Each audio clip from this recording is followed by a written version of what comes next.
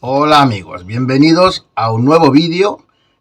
Hoy vamos a hablar sobre otra enfermedad y tengo que hacer este vídeo desde la oficina. Yo sé que son más aburridos, pero tengo una lesión en el pie, lo que me impide caminar.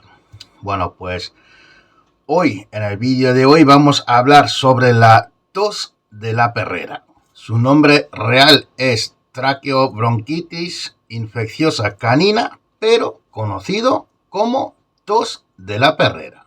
Antiguamente esta enfermedad se encontraba casi únicamente en perreras donde había mala higiene, pero hoy en día esto ha cambiado porque cada vez hay más lugares donde hay una acumulación de perros, que pueden ser perreras, albergues, protectoras de animales, parques caninos, un sinfín de lugares donde se puede dar este caso de tos canina.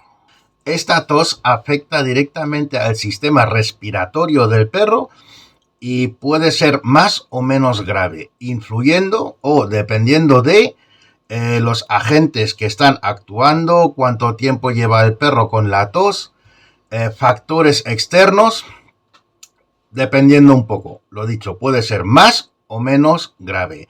Para que lo podamos entender un poco, que no voy a decir que es lo mismo, pero una gripe para nosotros, para el ser humano, se podía entender como la tos canina de un perro. Es decir, para entender la tos canina, cojamos como ejemplo la gripe humana. ¿A quién le puede afectar esta tos? Tengo que decir, como en las enfermedades anteriores que hemos hablado, parvovirus y también la rabia, que la tos de la perrera es más fácil que la pille un cachorro que un perro adulto. ¿Por qué? Porque el sistema inmunológico del cachorro, todavía al no estar tan desarrollada, le cuesta más combatir la tos que a un perro adulto. Pero hoy en día es muy común ver perros adultos que tienen la tos de la perrera. ¿Cómo se contagia la tos? Bueno, como ya lo dice el nombre, tos de la perrera, esta suele, digamos, haberla más en sitios donde hay muchos perros. Esta tos se transmite vía oral o nasal, es decir, que cuando un perro infectado respira, expulsa gérmenes infectados, y el perro que está al lado o no al lado, cerca, los inhala. Se infecta y desarrolla pues la tos de la perrera, la misma enfermedad. ¿Dónde suele haber esto? Como ya se dijo, en lugares donde hay mucho perro, perreras, albergues, guarderías, parques de perro, y en esos lugares donde hay gran cantidad de animales es mucho más difícil el protegerse o proteger los otros animales de esta enfermedad. La tos de la perrera es una enfermedad muy, pero muy contagiosa, y a veces actúa no solo el virus o la tos, sino que actúa con otros virus también y complica toda la enfermedad todavía. Por eso yo siempre digo, la prevención es lo más importante. ¿Cuáles son los síntomas de la tos? Esta enfermedad tiene unos síntomas muy características. Lo más destacable, podemos hablar de una tos seca, ronca, muy fuerte y muy constante en el perro, que es realmente por la que yo, por lo menos en mi caso, es por lo que yo noto que uno de mis perros o un perro que tengo cerca tiene la tos de la perrera. Esta tos es provocada por la inflamación de las cuerdas vocales. Cuando esta enfermedad avanza en el perro, pueden aparecer flemas. Cuando hay flemas, yo siempre digo lo ideal es coger una muestra y llevársela al veterinario para que éste pueda analizarlas o valorarlas para saber exactamente de qué hablamos.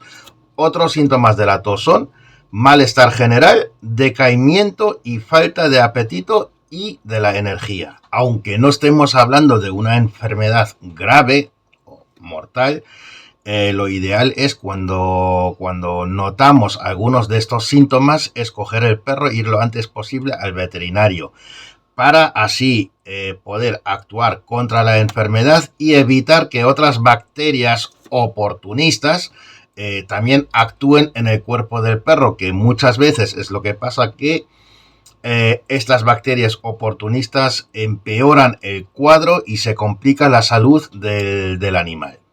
En perros que están expuestos a mucho estrés, yo que sé, de perreras, de albergues, de tiendas de animales o así, perros que tienen mucho estrés, esto incluso puede derivar en una neumonía.